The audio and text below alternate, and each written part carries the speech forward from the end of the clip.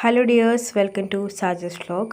അപ്പോൾ നമ്മളിന്ന് പോണത് ഒരു മന്ത്ലി ഷോപ്പിങ്ങിനാണ്. അപ്പോൾ ഞങ്ങൾ എല്ലാ മാസവും ഫസ്റ്റ് ദിവസങ്ങളിൽ പോകാറുണ്ട്. അപ്പോൾ അതിൻ്റെ കുറച്ച് വിശേഷങ്ങൾ കാണിച്ചു തരാം. ഞാൻ എഴുന്നേറ്റപ്പോൾ 11:30 ആയി. +2 കഴിഞ്ഞുകൊണ്ട് ക്ലാസ് ഒന്നും ഇല്ലാത്തതുകൊണ്ട് വൈകി ഇരിക്കണേ. അപ്പോൾ തലേദിവസം ഉണ്ടാക്കിയ മധുരക്കിഴങ്ങ് ഉണ്ടായിരുന്നു. അപ്പോൾ അതാണ് കഴിച്ചത്. രാവിലെ ഉച്ചയ്ക്ക് ഒരുമിച്ചാണ് ഫുഡ് സാധാരണ കഴിക്കൽ. പിന്നെ ഒരു 12:15 കഴിഞ്ഞപ്പോൾ റെഡി ആയിട്ട് ചാലക്കുടിയിലേക്ക് പോവാണ്. ഞങ്ങളിപ്പോഴും ചാലക്കുടിയിലേക്ക് തന്നെ പോകാറ്. നല്ല മടിയായിരുന്നു പുറത്ത്. ചാലക്കുടിയിൽ എത്തി ആദ്യം തന്നെ പോയത് ഓറഞ്ചിലാണ് ഭക്ഷണം കഴിക്കാനായിട്ട്. എനിക്ക് വിശക്കണുണ്ടായിരുന്നില്ല, പക്ഷേ പപ്പയമ്മ രാവിലെ കഴിച്ചുകൊണ്ട് അവർക്ക് വിശക്കണുണ്ടായിരുന്നു. അപ്പോൾ അവിടെ നിന്ന് ഞങ്ങൾ 3 chicken biryani 3 fresh lime order ചെയ്തു. ഞങ്ങൾ ഫുഡ് കഴിക്കാൻ എപ്പോഴും ഇവിടെ തന്നെയാണ് വരാറ്. ഇവിടുത്തെ ബിരിയാണി നല്ല ടേസ്റ്റുള്ളത്, ചെറുമണി അരിയുടെ നല്ല ടേസ്റ്റുള്ള ബിരിയാണിയാണ്. വിൻഡോയുടെ അവിടെ ഇരിക്കുകയാണെങ്കിൽ റോട്ടിൽ കൂടെ വണ്ടി പോകണതൊക്കെ കാണാം കേട്ടോ. പണ്ടൊരു ചട്നി പോലത്തെ സാധനം തരാറ്, ഇപ്പോൾ ഒരു അച്ചാർ തന്നെയാണ് തരല്. കുറച്ച് ക്വാണ്ടിറ്റിയും കുറച്ചുണ്ട്, പക്ഷേ നല്ല ടേസ്റ്റ് ഉണ്ടായിരുന്നു. പിന്നെ ഞങ്ങൾ അവിടെ നിന്ന് നേരെ മൂലൻസ് ഹൈപ്പർ മാർക്കറ്റിലേക്കാണ് പോയത് ചാലക്കുടിയിലെ. അവിടെ അത്യാവശ്യം എല്ലാ സാധനങ്ങളും ഉണ്ട്. വീട്ടിലെ സാധനങ്ങളായാലും ഗിഫ്റ്റുകളൊക്കെ വാങ്ങാനാണെങ്കിലും എല്ലാ സാധനങ്ങളുണ്ട്. എനിക്ക് പിന്നെ ട്രോളും എന്തെന്ന് ഭയങ്കര ഇഷ്ടമാണ് കേട്ടോ. പണ്ടൊക്കെ എല്ലായിടത്തും കൊണ്ട് ഇടിക്കായിരുന്നു. അപ്പോൾ വലിയ കുഴപ്പമില്ലാണ്ടൊക്കെ മാനേജ് ചെയ്യാൻ പഠിച്ചു.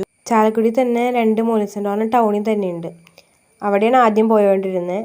പിന്നെ ഇത് ഇവിടെ ഇപ്പോൾ പുതിയതായിട്ട് വന്നതാണ്, കുറച്ചായിട്ടുള്ളൂ വന്നിട്ട്. അപ്പോൾ ഇവിടെയാണ് പിന്നെ സ്ഥിരമായിട്ട് വരൽ. വാങ്ങിച്ച സാധനങ്ങളൊക്കെ അവിടെ നിന്ന് ബില്ല് ചെയ്തിട്ട് ട്രോളി തന്നെയാണ് കേട്ടോ വണ്ടിയുടെ അകത്തേക്ക് പോയി ഡിക്കിയിൽ വെക്കാമെന്ന് വെച്ച്.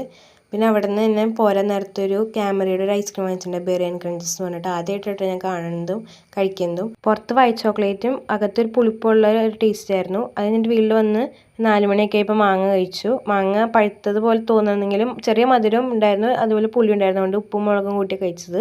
6 മണിയൊക്കെ ആയപ്പോൾ പരിപ്പോടെയും പഴംപൊരിയും ചായയും കുടിച്ചു. ഞാൻ ചായ സാധാരണ കുടിക്കാറില്ല, പിന്നെ അന്ന് കുടിക്കാൻ തോന്നിയതുകൊണ്ട് കുറച്ച് ചായ കുടിച്ചു. രാത്രി കഞ്ഞിയും പയറുതോരനും അച്ചാറായിരുന്നു. എനിക്ക് അച്ചാറൊക്കെ ഭയങ്കര ഇഷ്ടമാണ്, അപ്പോൾ ഞാൻ കുറേ കഴിക്കും. അതുകൊണ്ട് എനിക്ക് തരാറില്ല, അപ്പോൾ ഇങ്ങനെ ഇടയ്ക്കേ കിട്ടുള്ളൂ. ഷോപ്പിന് പോയപ്പോൾ വാങ്ങിച്ച ആപ്പിൾ കഴിച്ചു. എനിക്ക് വേവിച്ച ക്യാരറ്റ് ഇഷ്ടമില്ല, സാമ്പാറിൽ കിടക്കാൻ തോന്നും. അപ്പം സാമ്പാർ കൂടുതൽ 2 ക്യാരറ്റ് കിടക്കണ്ടായിരുന്നു, അപ്പോൾ ഞാനത് കഴിച്ചു. പിറ്റേ ദിവസത്തെ സാമ്പാറിൽ ക്യാരറ്റ് ഉണ്ടായിരുന്നില്ല.